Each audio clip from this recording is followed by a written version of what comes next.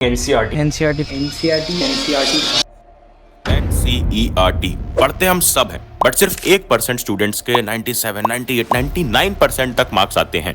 इसी चीज को ध्यान में रखते हुए इस वीडियो में सिर्फ 30 मिनट्स के अंदर इस चैप्टर की पूरी एनसीईआरटी को डिटेल में हर एक कॉर्नर रिवाइज करने वाले हैं with concepts, short tricks and important questions. और ये वीडियो खत्म होती चले जाना फ्री वेबसाइट पढ़लक्ष्य.com पे, जहां notes, quiz, worksheets and sample papers free of cost पड़े हुए हैं। लक्ष्य के साथ पढ़ले सीनियर्स को भी सब्सक्राइब कर लो ताकि हम रहें 10th के साथ भी और 10th के बाद भी।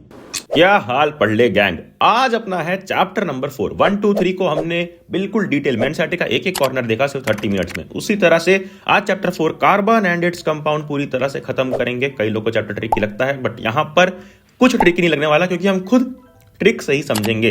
सब कुछ मैंने बगल में व्हाइट बोर्ड पे तुम्हारे लिए लिख लिया है, ड्रॉ कर लिया है कि एक एक चीज तुम्हें कॉन्सेप्ट और ट्रिक्स के साथ समझ में आए, और कुछ भी नहीं मिस करते हम। जैसे ये एक्टिविटी है ना, इसको भी नहीं मिस करेंगे। एक्टिविटी में बोला क्या है कि चीजें कलेक्ट करो, क्या क्या मेटल का बना है, क्या ग्लास का बना है, अपने आसपास देखो। क्यों कहा है? कोई भी चीज रीजन से कही होती है ना एनसीईआरटी में, तुम्हें समझाने के लिए कि कार्बन की कितनी इंपॉर्टेंस है। जैसे कि अर्थ क्रस्ट में 0.02% कार्बन है in the form of minerals like carbonates, hydrogen carbonates and coal and petroleum. Coal and petroleum कितना इंपॉर्टेंट होता है तुम्हें पता है। और एटमॉस्फेयर में 0.03% ऑफ कार्बन डाइऑक्साइड है, बट इतनी कम अमाउंट है, 0.02%, 0.03%। In spite of this small amount carbon available in nature, the importance seems to be immense. इतना कम होने के बाद भी बहुत ज्यादा इंपॉर्टेंस है। क्यों? क्योंकि कई सारी चीजें, फूड, क्लोथ्स, मेडिसिन, बुक्स, हर एक चीज तुम्हें पता चलेगा कि कार्बन की बनी हुई है आगे इसी चैप्टर में। सबसे पहले इस चैप्टर का बेस है बॉन्डिंग। बॉन्डिंग समझनी पड़ेगी, कोवैलेंट बॉन्ड समझना पड़ेगा, बट यार कुछ भी रटना नहीं पड़ेगा। क्यों? क्योंकि सबसे पहले यहां पर देखो कि बॉन्ड्स कितने टाइप के होते हैं। बताओ, बॉन्ड्स कितने टाइप के होते हैं? 2 टाइप के। हमने लास्ट चैप्टर में, मेटल वाले चैप्टर में, आयनिक बॉन्ड को बहुत अच्छे से समझा था। क्या समझा था? आयनिक बॉन्ड कैसे बनता है? ट्रांसफर से। किसके ट्रांसफर से? Transfer of electrons. Transfer of electrons. कौन सा इलेक्ट्रॉन ट्रांसफर होता है? जो आउटर मोस्ट शेल में होता है। तो सबसे पहले इलेक्ट्रॉनिक कन्फिग्रेशन लिख लो। जैसे Na, यहाँ पे सोडियम है, तो इसकी इलेक्ट्रॉनिक कन्फिग्रेशन 281 है, आउटर मोस्ट शेल में 1 इलेक्ट्रॉन, जो मैंने यहाँ पे ये ड्रॉ कर दिया। ठीक है, ये स्टार से ड्रॉ कर दिया 1 इलेक्ट्रॉन। फिर Cl है, आउटर मोस्ट में 7 इलेक्ट्रॉन, यहाँ पर ड्रॉ किया हुआ, ये देखो ग्रीन कलर से 1, 2, 3, ये 3, 4, 5, 6, 7। ठीक है, 7 इधर है, 1 इधर है। यहाँ पे क्लियर दिख रहा है कि Cl को चाहिए 1 और इसके पास 1 है, तो ये क्या कर देगा? सिंपल ट्रांसफर कर देगा, यहाँ पर आ जाएगा अपना इलेक्ट्रॉन लेके, और बन जाएगा एक आयनिक कंपाउंड Na+Cl-। आयनिक क्यों? क्योंकि आयन से बना है। Na positive ion, Cl- negative ion. But ये तो तब हो रहा है जब यहाँ पे नीड है और इसकी जरूरत है। इसको नीड थी 1 इलेक्ट्रॉन की और इसके पास था। बट एक केस ले लो यहाँ पे कार्बन का, तो यहाँ पे कार्बन को देखो, इसकी इलेक्ट्रॉनिक कन्फिग्रेशन है 2, 4, यानी आउटर मोस्ट इलेक्ट्रॉन 4 है। तो क्या हम 4 इलेक्ट्रॉन को शेयर करेंगे, ट्रांसफर करेंगे? देखो यहाँ पे ट्रांसफर कैसे किया गया इलेक्ट्रॉन को। क्या यहाँ पे 4 इलेक्ट्रॉन को ट्रांसफर किया जा सकता है? समझो केस 1 कि क्या यहाँ पर मूविंग आउट यानी कि ट्रांसफर हो सकता है 4 इलेक्ट्रॉन का। इधर देखो, तुम्हारे लिए ये चीज मैंने ड्रॉ कर दी है। ये बीच में येलो पार्ट क्या है? न्यूक्लियस है। क्या है? जल्दी बोलो यार। न्यूक्लियस है। एक्टिव रहो, एक्टिव। न्यूक्लियस में क्या होता है? प्रोटॉन और इलेक्ट्रॉन। 6 proton plus 6 neutron. ठीक है, प्रोटॉन पॉजिटिव चार्ज होता है और ये कोई चार्ज होता है, न्यूट्रॉन बिल्कुल न्यूट्रल होता है। बगल में देखो, ये है पहली शेल, पहली ऑर्बिट। ये रहा इलेक्ट्रॉन 1, ये रहा इलेक्ट्रॉन 2। फिर आउटर में क्या है? इलेक्ट्रॉन कितने हैं आउटर सेल में? सबसे आउटर सेल में 4। सबसे आउटर सेल में कितने इलेक्ट्रॉन दिख रहे हैं? 1, 2, 3 एंड 4। 4 इलेक्ट्रॉन। अब ये क्या, 4 इलेक्ट्रॉन को हम लोग मूव आउट कर सकते हैं, यहां से कहीं और भेज सकते हैं, ट्रांसफर कर सकते हैं? तो नहीं। क्यों? क्योंकि ये न्यूक्लियस से जुड़ा होता है एक फोर्स से, जिसको बोलते हैं इलेक्ट्रोस्टैटिक फोर्स, और इस टेंडेंसी को बोलते हैं इलेक्ट्रोनिगेटिविटी। तो इलेक्ट्रोनिगेटिविटी काफी ज्यादा होती है कार्बन की। अब इस फोर्स को, जिस फोर्स से जुड़ा हुआ है, इसको तोड़ने के लिए काफी ज्यादा एनर्जी लगेगी, जो एनर्जी पॉसिबल नहीं है, इसलिए यह ट्रांसफर नहीं होता। फिर केस 2 क्या है? केस 2 क्या समझो? केस 2 है इनवाइटिंग इन। तो चलो भैया, अगर हम 4 इलेक्ट्रॉन भेज नहीं सकते तो हम एक काम करते हैं, किसी और एलिमेंट से, मान लो कोई और है यहाँ पर, दूसरा कोई है, मान लो S, ठीक है, कोई भी है, XYZ कुछ भी मान लो, इससे हम 4 इलेक्ट्रॉन ले लेते हैं, 1, 2, 3 और ये 4 ले लेते हैं, ताकि 1, 2, 3, 4 पहले से था, 5, 6, 7, 8 कंप्लीट हो जाएगी ऑक्टेट। तो क्या ये हो सकता है? नहीं, क्योंकि चार्जेस का बैलेंस बिगड़ जाएगा। क्या बिगड़ जाएगा? चार्जेस का बैलेंस। क्योंकि अभी मैंने बताया कि अंदर क्या है, देखो अगर बाहर 8 इलेक्ट्रॉन आ गए तो 8 इलेक्ट्रॉन बाहर और अंदर प्रोटॉन कितने हैं? सिर्फ 6 प्रोटॉन। तो ये पूरा का पूरा बैलेंस गड़बड़ हो जाएगा, पॉजिटिव निगेटिव बैलेंस नहीं हो पाएगा, तो ये भी पॉसिबल नहीं है। दोनों केस समझ गए? वही चीज यहां पर एनसीईआरटी अपने लैंग्वेज में लिखकर तुम्हें दे देगी। देखो नीचे आओ, पहले यहाँ पर समझाया गया है कि कितने इंपॉर्टेंट होते हैं, मेल्टिंग पॉइंट, बॉइलिंग पॉइंट क्या होता है, ये सब है, ये कॉमन सी चीजें हैं, इसको देख सकते हो। नीचे आ जाओ, ये रहे अपने वो 2 पॉइंट जो मैंने तुम्हें समझाए हैं कि it could gain 4 electron forming C4- ion but it would be difficult for the nucleus with 6 proton. 6 proton के साथ 10 इलेक्ट्रॉन को रखना बहुत मुश्किल हो जाएगा। आउटर में कितने हो गए थे? 8 और इनर वाले में 2, 10 इलेक्ट्रॉन और सिर्फ 6 प्रोटॉन, बैलेंस गड़बड़ हो जाएगा। It could lose, 4 electron lose कर सकता है बट वो पॉसिबल नहीं है, क्योंकि बताया था ना कि एनर्जी बहुत ज़्यादा लगेगी, लार्ज अमाउंट ऑफ एनर्जी लगेगी, क्योंकि 6 प्रोटॉन बहुत टाइटली न्यूक्लियस में होल्ड किए रहते हैं। ठीक है, चलो आ जाओ। अब कार्बन इस प्रॉब्लम को कैसे ओवरकम करता है? शेयरिंग करके, sharing its valence electron with other atom of carbon और with atom of other element. कैसे करता है? यहाँ पे आओ, पहले बिल्कुल बेसिक चीजें समझो, बेसिक चीजें। पहले कार्बन को भूल ही जाओ, हम पहले समझेंगे कोवैलेंट कंपाउंड्स क्या होते हैं, कैसे बनते हैं, पहले समझेंगे। देखो यहाँ पे है, क्या दिखाया गया है यहाँ पे? ये है एक H का मॉलिक्यूल, हाइड्रोजन एटम है ये एक, और ये है दूसरा हाइड्रोजन एटम। ये X क्या दिखाया गया है? ये X और ये X क्या है? एक इलेक्ट्रॉन है इधर और एक इलेक्ट्रॉन है इधर। फिर ये दोनों को चाहिए होता है, देखो या तो कंप्लीट करना होता है इनको ड्यूप्लेट, यानी 2 इलेक्ट्रॉन हो जाए आउटर में, या तो 8 इलेक्ट्रॉन हो जाए ऑक्टेट। तो ड्यूप्लेट कंप्लीट करने के लिए ये दोनों आपस में बॉन्ड बना लेंगे। ये देखो यहाँ पे बॉन्ड बन गया, ये अपना एक X दे दिया यानी एक इलेक्ट्रॉन दे दिया, और ये अपना दे दिया, दोनों कर लिए शेयरिंग, तो बन गया अपना H2 मॉलिक्यूल। ये देखो यहाँ पे दिखाया गया है। और कितने इलेक्ट्रॉन शेयर हुए? 2 इलेक्ट्रॉन। 2 इलेक्ट्रॉन शेयरिंग का मतलब एक बॉन्ड। ये लाइन क्या दिखाती है? ये लाइन दिखाती है एक बॉन्ड। बॉन्ड मतलब 2 इलेक्ट्रॉन्स यानी कि एक इलेक्ट्रॉन पेयर। ठीक है, पेयर बोलते हैं ना 2 चीज को, 2 इलेक्ट्रॉन। सिमिलरली ऑक्सीजन पे आ जाओ। ऑक्सीजन कैसे कर रहा है? देखो ये पहले यहाँ पे समझो, इधर ये क्या बना हुआ है और ये क्या बना हुआ है। देखो यहाँ पर ये x जितना दिखाया गया है ना, ये सब कर क्या है? ये सारे इलेक्ट्रॉन है। तो ठीक है, कितने हैं यहाँ पर? 1 2 3 4 5 6। ठीक है, कितने हो गए? 1 2 3 4 5 6। इधर 6 है और इधर 6 आउटर में, 6 आउटर में है। कंप्लीट कैसे करना है? 8 इलेक्ट्रॉन। यहाँ पर देखो, ये देखो 1 2 3 4 5 6 इधर थे, और इसके पास भी अपने थे 1 2 3 4 5 6, दोनों पास पास आ गए। तो इन्होंने शेयर कर लिया। इस वाले ने ऐसे शेयर किया कि उसका भी यूज कर ले रहा है ये 2 इलेक्ट्रॉन, और इस वाले ने ऐसे शेयर किया कि उसका भी यूज कर ले रहा है ये 2 इलेक्ट्रॉन। तो यहाँ पर 2 इलेक्ट्रॉन्स की शेयरिंग आपस में हुई, 2 इसने दिया 2 इसने दिया, टोटल कितने? 4 इलेक्ट्रॉन्स की। और 4 इलेक्ट्रॉन यानी 2 बॉन्ड बन गए। कैसे लिखा है? ऐसे यानी डबल बॉन्ड बिटवीन 2 ऑक्सीजन। फिर आ जाओ नाइट्रोजन पे, यहां होता है ट्रिपल बॉन्ड, क्योंकि ये 2 3 5 2 3 5, फिर आसपास आते हैं तो ये 3 बॉन्ड बनते हैं। ये इसका वाला ले लेता है, ये इसका वाला ले लेता है। ये बहुत सिंपल एग्जांपल्स थे किसके, कैसे बॉन्डिंग होती है, कैसे शेयरिंग होती है कोवैलेंट कंपाउंड्स में, कोवैलेंट। अब कार्बन को समझो यार, जो कार्बन को हमें समझना था, CH4। देखो इस वाले डायग्राम से तो तुम काफी कुछ समझ चुके हो। इधर आ जाओ, लाइन डायग्राम से समझा देता हूं। CH इस तरह की चीजें तुमने देखी होगी कई बार इस चैप्टर में, जब भी कोई टीचर पढ़ाता होगा। तो ये क्या दिखाता है? बॉन्ड। और ये एक का मतलब क्या है कि एक इधर से इसने शेयर किया, एक इधर से इसने। वही यहां पर देखो, ये H, ये एक बॉन्ड है, तो H अपना एक ले आया और कार्बन ने एक दे दिया। कार्बन के पास 4 थे, X, और एक हाइड्रोजन के पास एक इलेक्ट्रॉन होता है, वो अपना लेके चला आया, तो सबसे बन गया सिंगल बॉन्ड, जिसको बोल रहे हैं CH4। यहाँ पे आ जाओ, आते हैं इस बात पे कि क्या कोवैलेंट कंपाउंड इलेक्ट्रिसिटी कंडक्ट करते हैं। तो covalent compound are poor conductor of electricity. क्यों? लास्ट चैप्टर में बताया था इलेक्ट्रिसिटी कंपाउंड नहीं करता है कंडक्ट, आयंस करते हैं। और आयंस कहां पर इजीली मिल जाएंगे? आयनिक कंपाउंड में। एलोट्रॉप समझ लो, एलोट्रॉप्स ऑफ कार्बन। अरे यार इसमें कुछ भी रटना नहीं है, सिर्फ इतना रखना कि एग्जाम्पल के तौर पे 3 एलोट्रॉप्स होते हैं, डायमंड, ग्रेफाइट और बकमिनिस्टर फुलरीन। इसमें C60 होता है, यानी 60 एटम्स होते हैं कार्बन के। बस इतना याद रखना है, इसमें बाकी डिटेल्स की जरूरत नहीं है। यहाँ पे देखो, ये इंपॉर्टेंट है, दोनों स्क्रीन पे दिखा रहा हूं आंसर, ध्यान से देख लेना। चलो अब आते हैं versatile nature of carbon. Versatile nature का मतलब क्या है?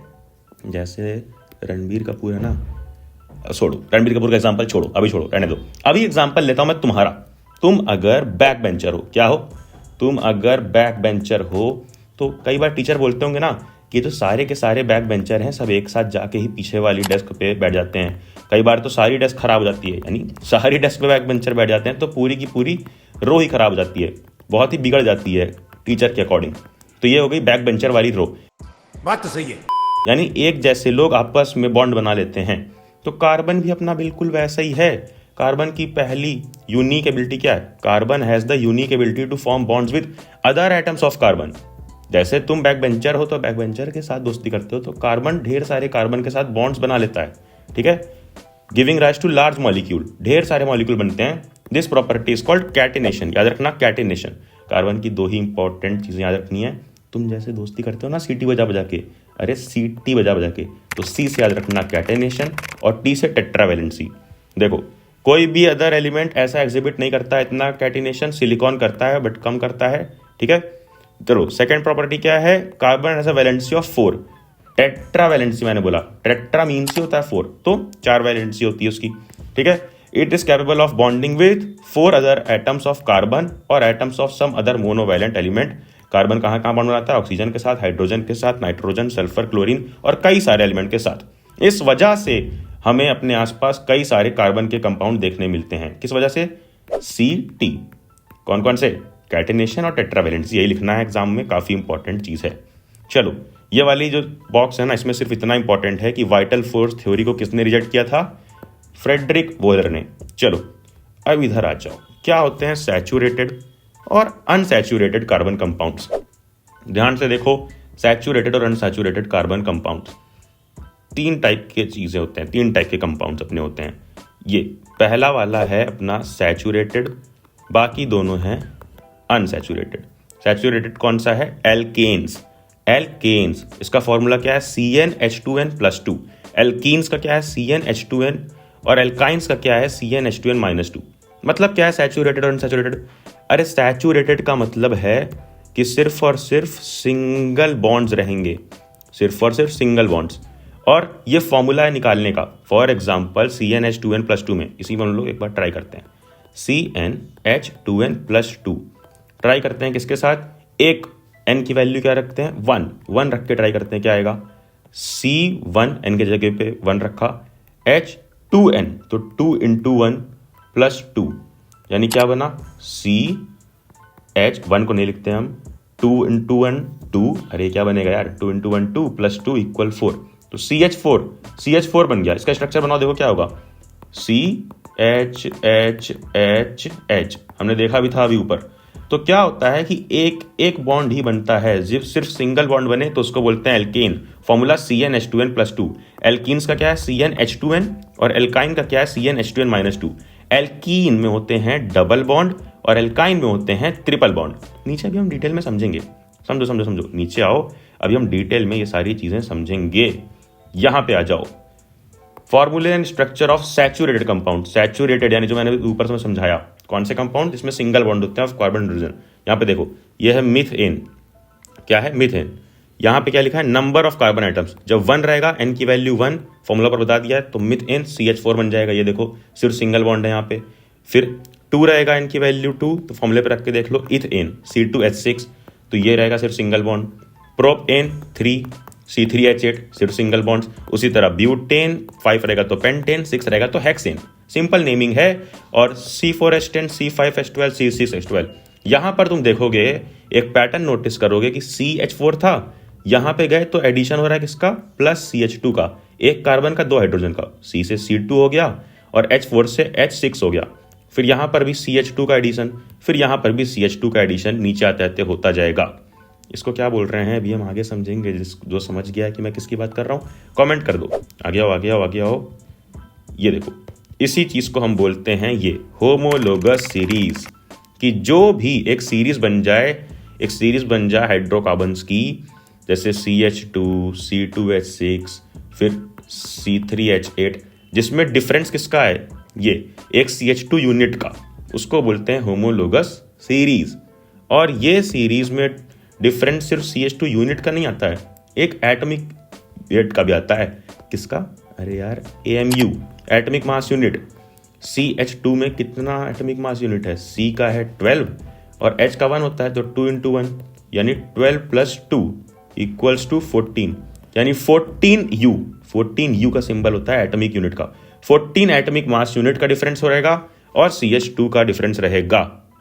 ठीक है, होमोलोगस सीरीज का मतलब समझ गए। एक चीज समझ लो, एक इंपॉर्टेंट चीज, क्या होते हैं फंक्शनल ग्रुप्स। देखो कार्बन का कंपाउंड है तो सिर्फ कार्बन तो होगा नहीं, उसके साथ हमने कई सारी चीजें देखी होंगी, सर लोग ड्रॉ करते होंगे, ये सब टाइप की चीजें भैया समझ नहीं आती क्या है, तो समझो क्या है, वो सारे होते हैं कई दूसरे कंपाउंड, दूसरे एटम, जैसे हेट्रो एटम। दूसरे एटम कौन कौन हो सकते हैं, क्लोरीन, ब्रोमीन या ऑक्सीजन। क्लास ऑफ कंपाउंड क्या है, हेलो एल्केन। हेलो एल्केन का मतलब क्या होता है, हेलोजेंस, क्लोरो या ब्रोमो, यानी क्लोरीन रहेगा या ब्रोमीन रहेगा। और इस तरह से इसको लिखते हैं -Cl-Br, सब्सटीट्यूट होते हैं हाइड्रोजन एटम की जगह। फिर अल्कोहल का क्या सिंबल है, -OH। एल्डेहाइड का ये सिंबल है, सिंबल याद रखना, पहचानने के काम आएगा। कीटोन का ये सिंबल है, इस तरह का ट्रैफिक लाइट जैसा सिस्टम सिंबल।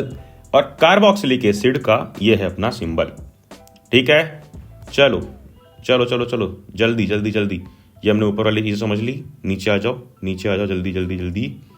यहाँ पर मिल गई हमें एक एक्टिविटी, जो चीज़ मैंने तुम्हें ऊपर समझाई कि calculate the difference in formula and molecular mass. तो फॉर्मूला में क्या है, CH2 का डिफरेंस है और इसी का मास निकाल लो, 12 एटॉमिक यूनिट 1 × 2 आ जाएगा 14 एटॉमिक यूनिट का डिफरेंस, 14 एटॉमिक मास यूनिट का डिफरेंस है।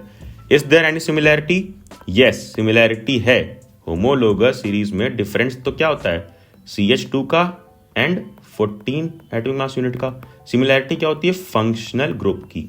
यहां पर भी क्या फंक्शनल ग्रुप सेम है, देखो C2H5OH, CH3OH, सब में OH लगा है, OH मतलब अल्कोहल ग्रुप। ठीक है, चलो अब यहाँ पे क्या लिखा है कि arrange this alcohol in an order, can we call this a homologous series. तो हाँ भाई, होमोलोगस सीरीज है।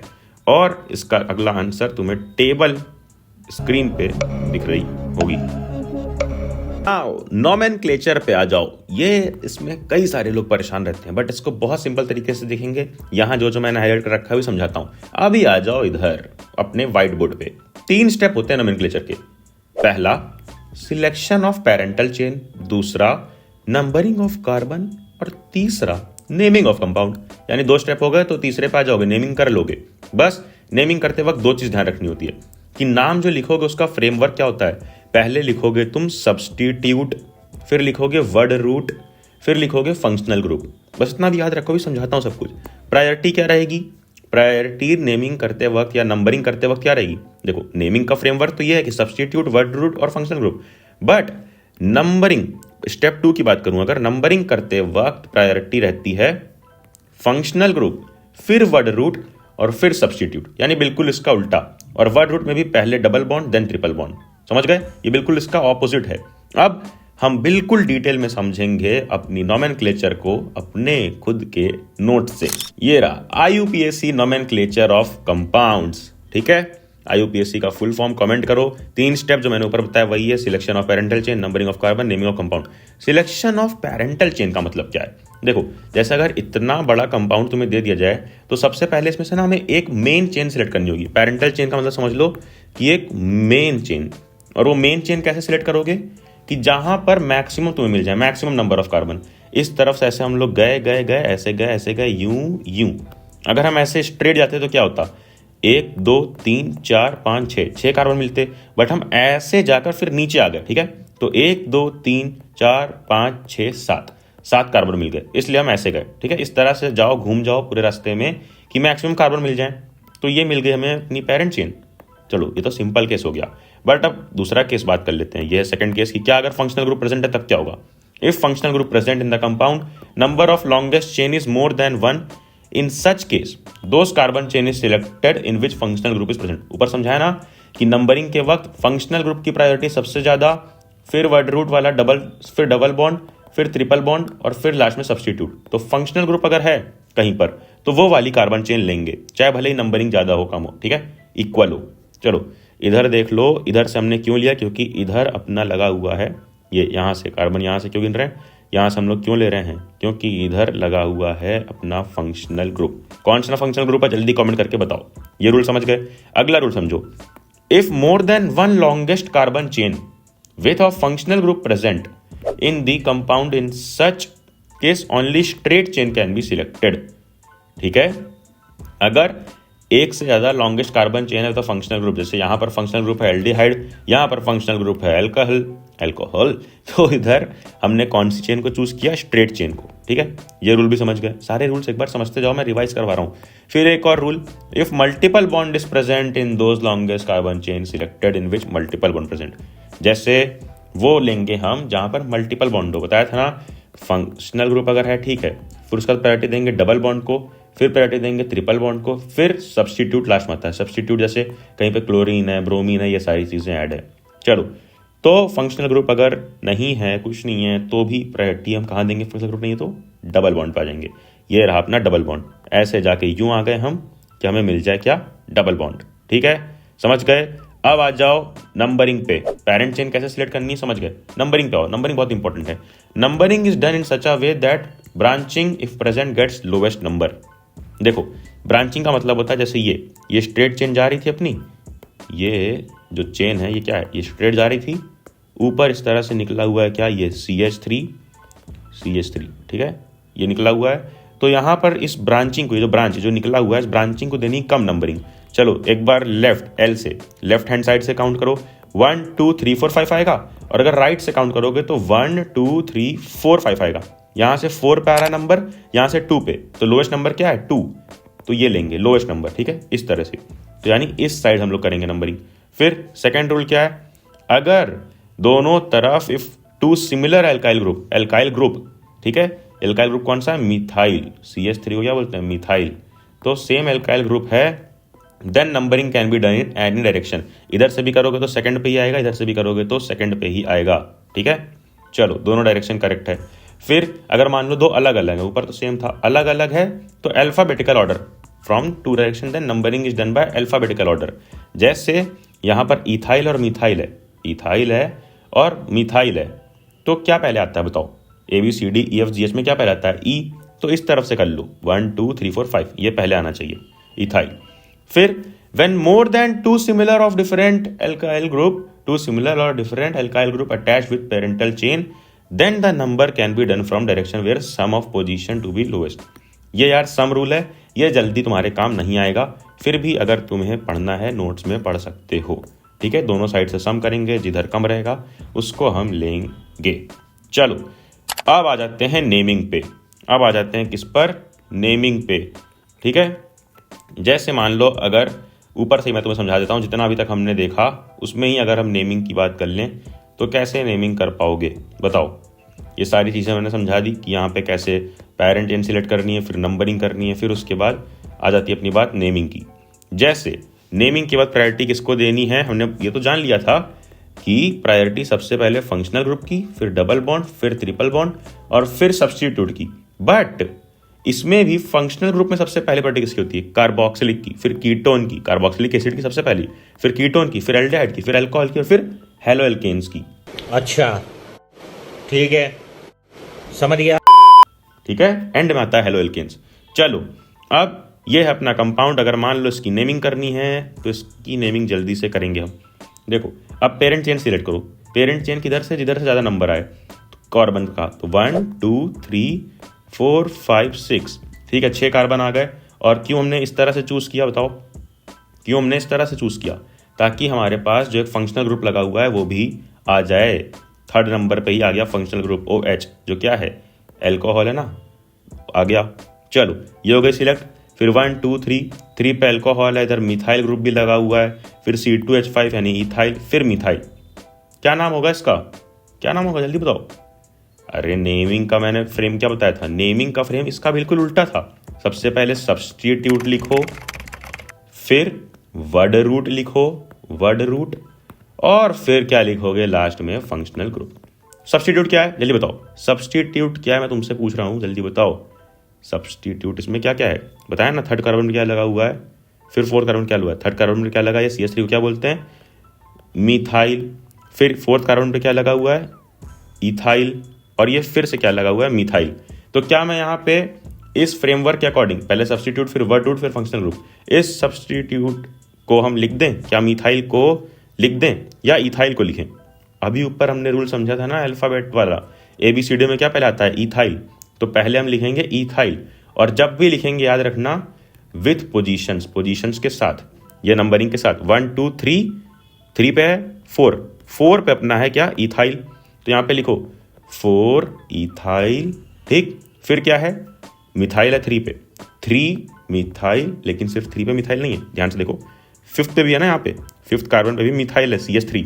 तो कैसे लिखेंगे इसको, इस तरह से, 3 नहीं सिर्फ, जहां अगर 2 जगह है तो 3,5 मिथाइल, डाई मिथाइल कर दो उसको, 3,5 डाई मिथाइल, यानी 2 मिथाइल है। ये क्या हो गया अपना, इतना हो गया सिर्फ और सिर्फ सब्स्टिट्यूट, जो मैं ऊपर समझा रहा था।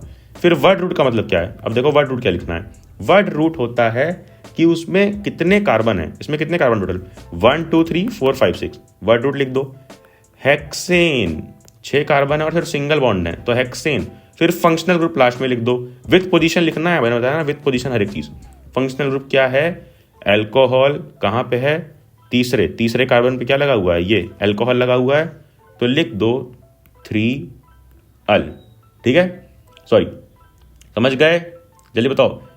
ये यहाँ पर OH लगा हुआ है, तो अल्कोहल, इधर अपना लिखा गया अल, जो इसका सफिक्स है। तो ये हो गई अपनी पूरी की पूरी नेमिंग। ऐसे कई सारे क्वेश्चन तुम्हारे स्क्रीन पर दिख रहे होंगे जिसमें तुम नेमिंग कर सकते हो और नेमिंग करनी सीख सकते हो, ऐसे क्वेश्चन एग्जाम में आ सकते हैं।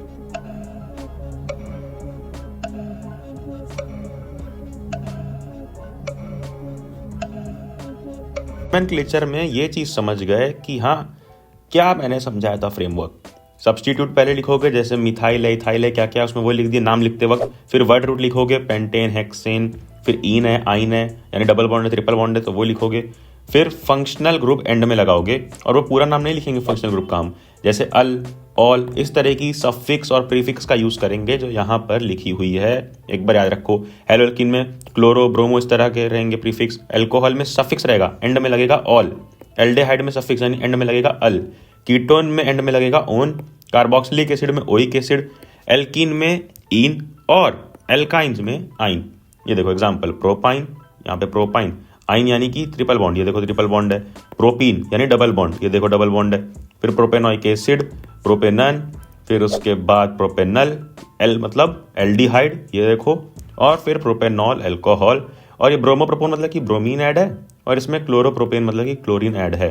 ठीक है, ये समझ गए। अब ऊपर देख लेते हैं कि ये यहाँ पे क्या लिखा था, वही चीज जो समझाई। पहले नंबरिंग कर लो, फिर प्रीफिक्स सफिक्स का ध्यान रखो, और याद रखना कि प्रोपेन जब लिखोगे तो ई हटा देना है, प्रोपेनन। फंक्शनल ग्रुप में जोड़ देना है ई हटा करके, तो बन गया प्रोपेनन।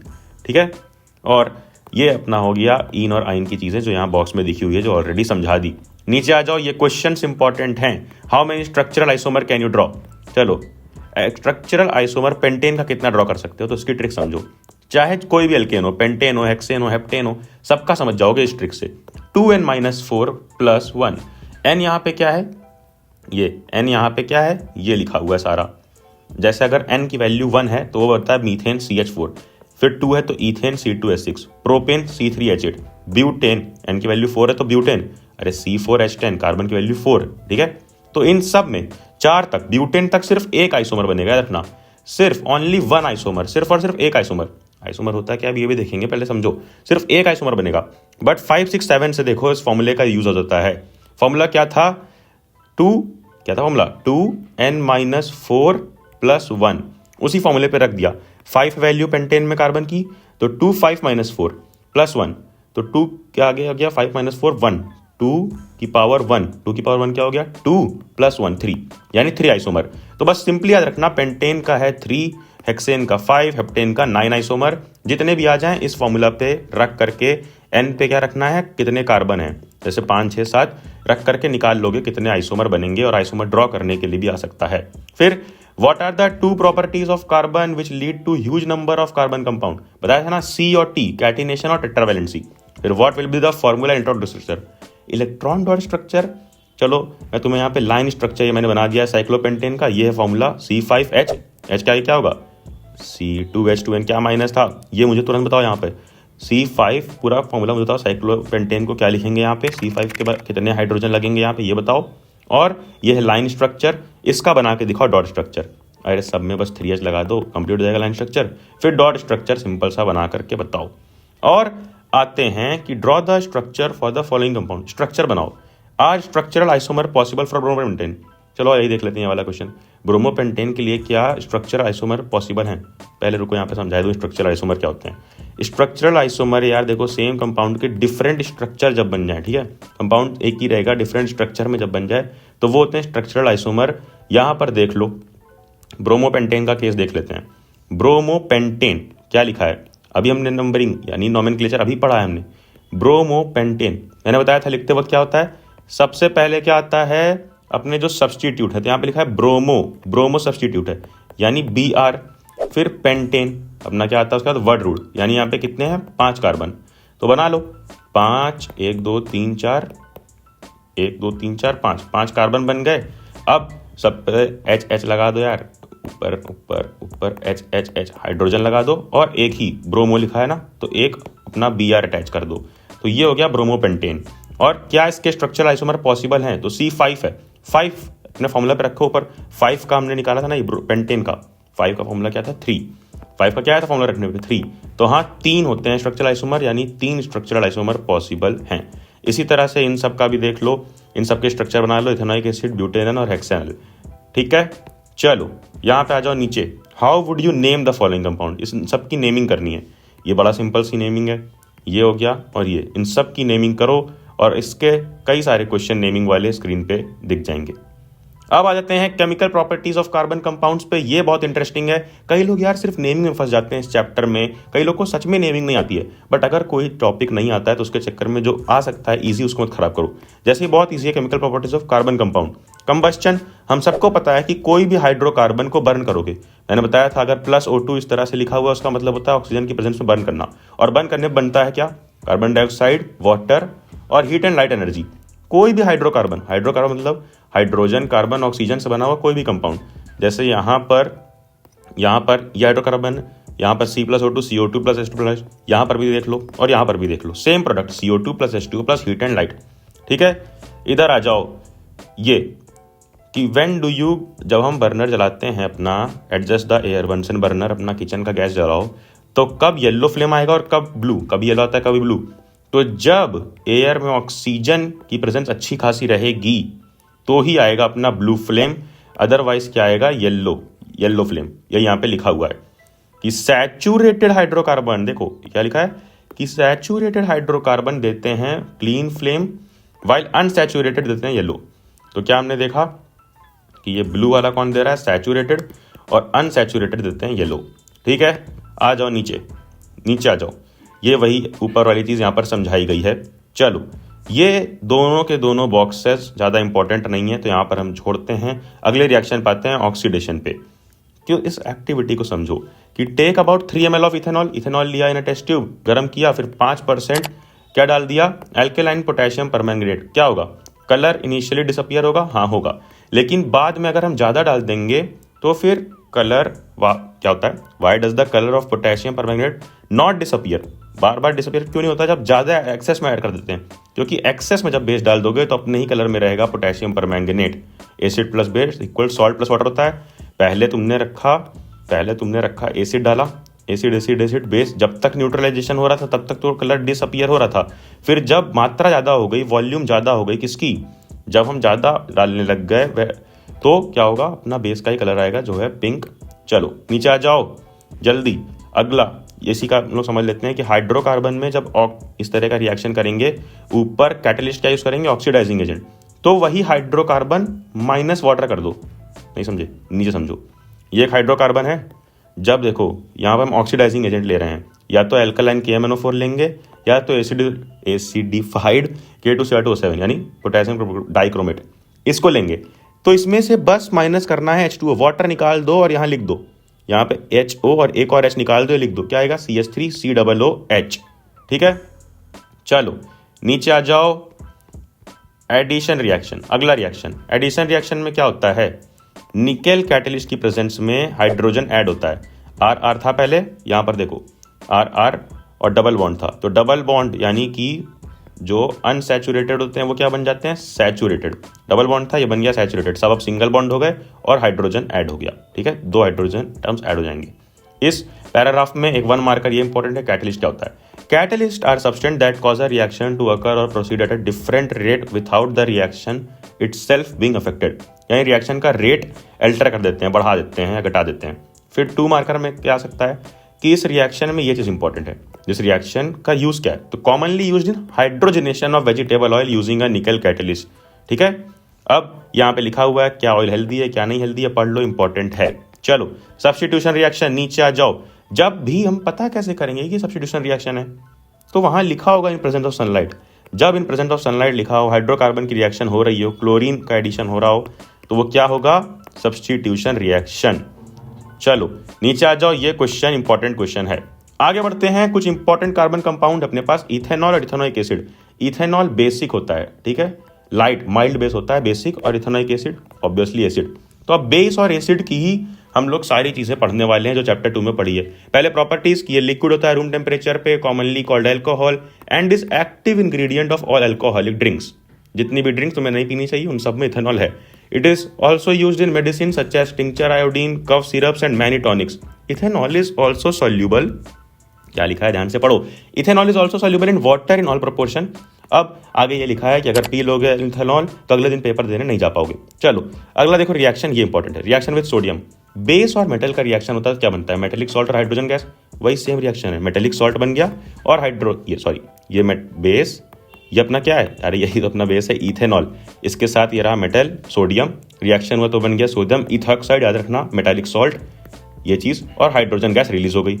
फिर नीचे आ जाओ, वही यहाँ पे दिया गया है कि ये करोगे तो क्या होगा, हाइड्रोजन गैस रिलीज होगी। और हाइड्रोजन गैस कैसे टेस्ट करोगे, कैंडल लाओगे पॉप हो जाएगी तो ठीक है हाइड्रोजन गैस। और ऑक्सीजन कैसे टेस्ट करोगे, कैंडल लाओगे बर्न हो जाएगी और तेज से, तो वो ऑक्सीजन गैस।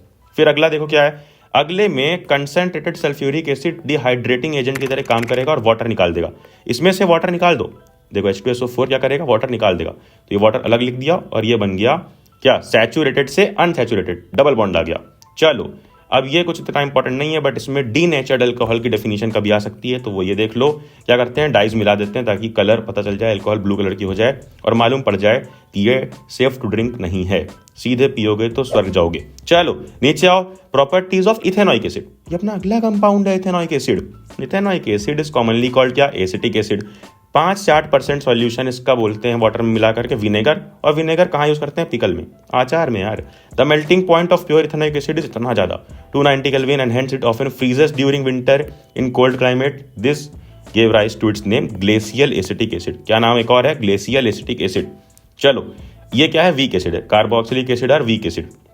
ये एक्टिविटी में देखो क्या हुआ कि जब ये रिएक्शन, ये जो नीचे रिएक्शन है, ये एक्टिविटी कराया गया तो स्मेल कैसी आई, स्वीट। क्यों आई, क्योंकि ईस्टर जो बन रहा है ना अपना, ये क्या होता है, स्वीट स्मेल करता है।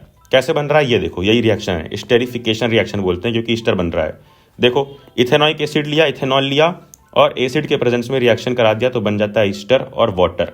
ईस्टर का फॉर्मूला याद रखना यार, ये बहुत इंपॉर्टेंट है, कई लोग गलत लिख के एग्जाम में आते हैं, मैंने भी अपने प्री बोर्ड्स में गलत लिख दिया था, याद रखो इसको। चलो ईस्टर के बारे में समझ गया, फॉर्मेशन कैसे होता है, ये रिएक्शन इंपॉर्टेंट है, याद रखना। अगली रिएक्शन देखो, ये भी एक रिएक्शन, और अगली रिएक्शन भी था बेस। तो बेस के साथ क्या होगा, याद रखना कि अपने बेसिक्स क्लियर रखो जो हमने पढ़े चैप्टर 2 में। एसिड है ethanoic acid, acid plus base क्या करता है, वाटर प्लस सॉल्ट, तो रिएक्शन भी था बेस, ये बेस है, ये एसिड है, सॉल्ट बन गया और वाटर बन गया, same as acid in chapter 2। Basics अपने बिल्कुल क्लियर रखने हैं। फिर कार्बोनेट और हाइड्रोजन कार्बोनेट के साथ क्या होगा, अरे जब भी बेस रिएक्ट करता है, जब भी एसिड रिएक्ट करता है कार्बोनेट चाहे हाइड्रोजन कार्बोनेट के साथ, तो क्या बनता है, same, salt plus hydrogen oxide यानी वाटर और कार्बन डाइऑक्साइड। चलो अब नीचे आ जाओ, अपने very last topic, soaps and detergents पे। क्या है ये टॉपिक, देखो ध्यान से। पहले तो अपने एक्टिविटी का आंसर देख लो, क्योंकि एक्टिविटीज से क्वेश्चन आते हैं, और नोट कर लो कि जब भी ये पूरी एक्टिविटी खुद से पढ़ लो, बहुत इजी है। इसका आंसर यहाँ पे नोट कर लो नो, और इसका आंसर नोट कर लो यस। नीचे भी समझाता हूँ क्यों, क्या, कैसे, सब कुछ। चलो सोप के बारे में समझो कि सोप मॉलिक्यूल को अगर हम ऐसे समझना चाहें सिंपल तरीके से तो इस तरह से समझ सकते हैं। ये अपना देखो, द आयनिक एंड एक होता है और एक होता है कार्बोक्सिलिक एंड, ठीक है। The ionic end of soap interact with water while carbon chain interact with oil. ये अपनी हो गई कार्बन चेन और ये जो इस तरह से सर्कल बनाया है ये अपनी हो गई आयनिक चेन, ठीक है। तो जो आयनिक चेन होती है ये वाटर के साथ, ionic chain of soap interact with water, ये वाटर के साथ इंटरेक्ट क्यों कर पाती है? क्योंकि ये होती है हाइड्रोफिलिक। फिलिक मतलब लविंग, ये पानी से इसको प्यार है, हाइड्रोफिलिक। बट जो ये वाला एंड है ना अपना कार्बोक्सिलिक लाइन वाला, ये चेन जो होती है ये होती है हाइड्रोफोबिक, इसको पानी से डर लगता है। तो ये किससे रिएक्ट करती है? जब पानी से डर है तो ऑयल से ये रिएक्ट कर लेती है। किससे? ऑयल से। और ये इधर हाइड्रोफिलिक है इसलिए वाटर से। नीचे आ जाओ, कैसे मिसल फॉर्मेशन होता है ये इंपॉर्टेंट है। मिसल फॉर्मेशन क्या है? देखो ये अपना क्या है, एक बाथटब समझ लो या टब समझ लो, उसमें ये पानी का कुछ मॉलिक्यूल है समझ लो। इसी को यहाँ पर हम नीचे, ये जो रेड पोर्शन है इसी को यहाँ पर हम देखने वाले हैं। देखो इस तरह से जो मैं समझा रहा था, ये आयनिक एंड है, ये हेड, यहाँ पे क्या है Na+, और ये जो टेल है, ये टेल क्या है? देखो आयनिक एंड, ये सोप मॉलिक्यूल की, ये हाइड्रोफोबिक, ये हाइड्रोफिलिक, ये आयनिक एंड और ये कार्बोक्सिलिक एंड, ठीक है। क्या होता है कि soaps are molecules in which two ends having different properties. एक हाइड्रोफिलिक है, एक क्या है, एक हाइड्रोफोबिक है। तो होता क्या है, इसको इस तरह से अलाइन कर लेता है। बीच में आ जाता है ऑयल पार्टिकल, बीच में ऑयल पार्टिकल आ गया, ये यहाँ पे बीच में ऑयल पार्टिकल आ जाता है, सारे ऑयल इंटरेक्शन वाले इधर आ जाते हैं और ये सारे हेड्स बाहर चले जाते हैं जो क्या होते हैं, हाइड्रोफिलिक, पानी से प्यार करते हैं। तो ये पानी की तरफ रहते हैं, इस तरफ पानी की तरफ रहते हैं, और बीच में ऑयल मॉलिक्यूल को घेर लेता है कौन? ये तुम्हारी टेल्स। और ये पूरा एक तरीके से कैप्चर कर लेता है उस डर्ट को या ऑयल मॉलिक्यूल को, और ये इसी को हम बोलते हैं मिसेल। फिर जब पानी से फ्लश करते हो, इसको पानी से धुलते हो, तो ये पूरा हट जाता है, यानी ऑयल और डर्ट कपड़े से हट जाता है और कपड़ा क्लीन बच जाता है, चाहे भले ही पानी गंदा हो जाए, ठीक है। ये पढ़ लेना, समझ में आ जाएगा मिसल फॉर्मेशन, और ये इंपॉर्टेंट है जो कि आता है। फिर एक्टिविटी 4.11, देखो क्या होगा कि फोम क्या होता है? फोम बनता है ना सोप का, बट फोम सिर्फ डिस्टिल्ड वाटर में बनेगा सोप का, हार्ड वाटर में नहीं बनेगा। हार्ड वाटर में क्या काम आता है? सोप फेल हो जाता है, डिटर्जेंट्स काम आते हैं। तो यही यहाँ पर भी बात लिखी हुई है, और इसीलिए हमें मालूम पड़ता है कि detergents are more powerful than soap. दोनों में डिफरेंस क्या है?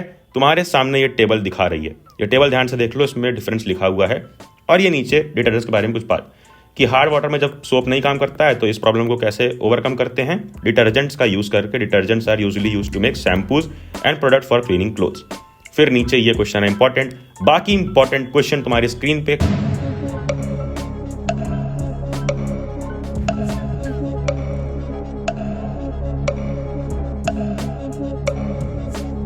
खत्म हुआ ये चैप्टर। प्लीज ये वीडियो यार शेयर कर देना सब में, पूरी क्लास में बता दो कि 30 मिनट में चैप्टर करके आए हो। और प्रैक्टिस के लिए क्विज फ्री में अपने ऐप पढ़लेक्स ऐप पे पड़ा हुआ है, और सैंपल पेपर भी फ्री ऑफ कॉस्ट ऐप पे पड़े हुए हैं। ऐप की लिंक डिस्क्रिप्शन में मिल जाएगी, तो जाना, जा पढ़ ले।